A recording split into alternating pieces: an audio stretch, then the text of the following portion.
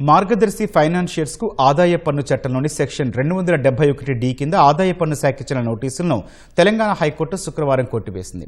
Jayalakshmi mills కేసులో supreme court తీర్పును పరిగణలోకి తీసుకున్న హైకోర్టు ఈ మేరకు ఉత్తర్వులు జారీ చేసింది.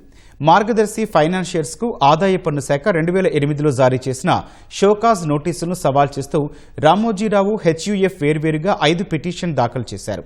వీటిపై justice P Shyam Koshy, justice Suddala చలపతిరావులతో కూడిన ధర్మాసనం విచారణ చేపట్టి శుక్రవారం ఉత్తర్వులు జారీ చేసింది.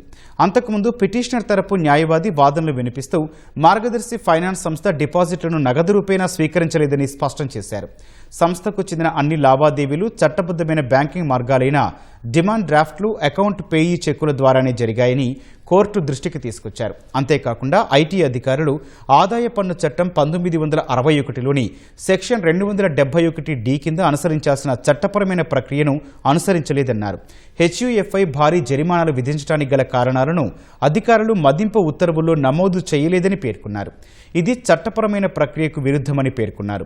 ఇరుపక్షాల వాదనలను విన్న ధర్మాసనం జయలక్ష్మి మిల్స్ కేసులో సుప్రీంకోర్టు వెలువరించిన తీర్పు నేపథ్యంలో HUFకు ఆదాయ పన్ను శాఖ జారీ చేసిన షోకాస్ నోటీసులను కొట్టివేస్తూ ఉత్తర్వులు జారీ చేసింది.